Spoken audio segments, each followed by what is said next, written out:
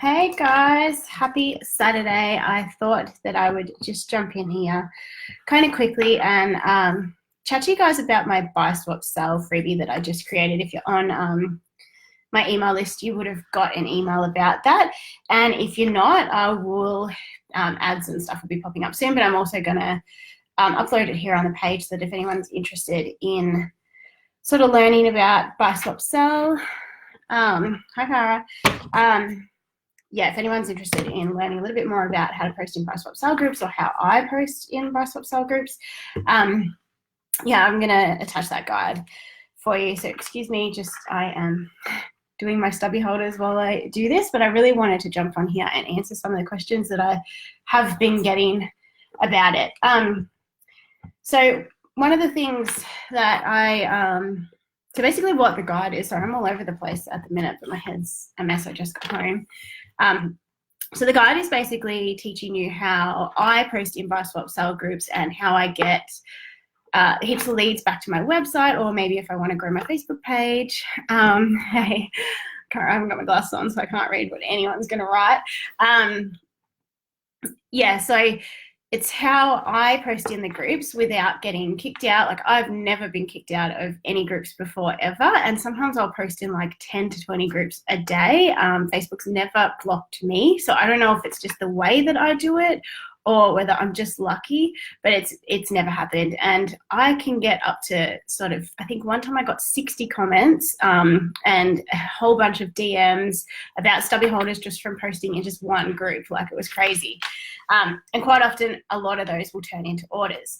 So how I learnt about buy swap sell groups is from my friend Tamara at Ava and Mace. She has two businesses, Ava and Mace and Two Whispers, and she posts in buy swap sells all the time. And she's grown her page, Ava and Mace, to over like 30,000 people. So she uses it really, really well, and she gets so many sales every week just from her buy swap sells. She posts in them and then leads them to her website. So basically, you'll get to see it if you download the guide, but basically there's one key thing that we do differently than a lot of people tend to do, and that is when you go into the groups and go to post, instead of clicking on, I think it's sell an item, what we click is start discussion. And then what we do is upload a photo. So ideally you want it to be a pretty sort of plain photo that highlights maybe one of your favorite products, or maybe it's a like an on sale thing.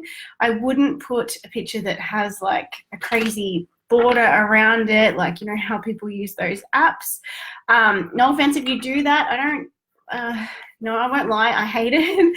I hate it. I think it looks, I just don't like it. I think you're better off posting like just a clean, clear picture, maybe with a plain background, or you could maybe throw in maybe like a little accessory to kind of tie in with that product. I don't know, maybe it's like a leaf or I don't know, a bit of greenery or something, but keep it quite simple and focus just on the product.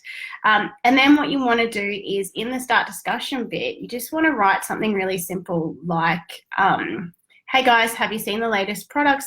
If not, head to the website now, stock won't last. And you don't really want to write too much information. Ideally, I probably wouldn't even include prices because you want to spark curiosity. You want people to stop and think, hey, I want more information. So they either head to your Facebook page or your website. So wherever you want them to go, whether you want to grow your page, then you would link to your Facebook page. So you'd be like, again, hey guys, have you seen our latest products? If not, head to our Facebook page now, and then you'll link to your Facebook page. Otherwise, you'd write, if not, head to our website, www.thewebsite.com, wherever you want them to go.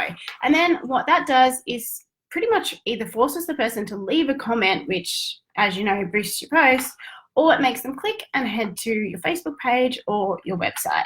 So if you add prices in, people can all the information there and they'll just see it and keep skimming. If they're not interested, it doesn't really kind of help in that way. So that was sort of the gist of the the freebie, and it's also got a whole heap of caption ideas. I've included a couple of pictures to sort of show you like some screenshots of some of mine and some of Tamara's posts, just so that you can get an idea of what kind of photos we use, how simple we keep our captions, and then you can kind of just copy that, save it for inspiration, whatever. All right, so the other question that I get is, because we do recommend joining around sort of 10 to 20 groups a day and just keep joining, I do recommend, if you post Australia-wide, I do recommend joining groups all over Australia. I know people get funny about that and they think, oh, I should only post locally. That's what they're for. I hate when I see businesses from Western Australia posting in a Victorian group or whatever. And yeah, I get it. I totally get that. But if you're an online business and you post all over Australia, your customers are in all those groups, and it might feel weird at first, and you'll maybe get a couple of narky people, you know, say, oh, you could shop locally. And that's fine. That's just part of being in business. You're either in business to make money or you're not. And that's just the way I see it. I post all over Australia, so I join groups all over Australia. Basically, I head to Facebook, I type in the search button, like BSS, and then that's it, and a whole heap of groups will come up.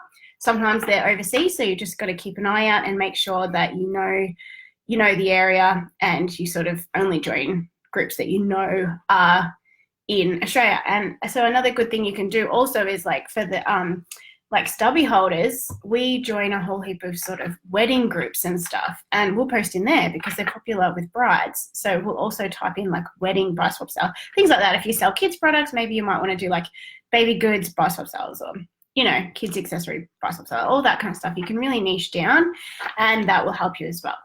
If you only want to sell local, that's fine. Just try and join as many as you can in your local area.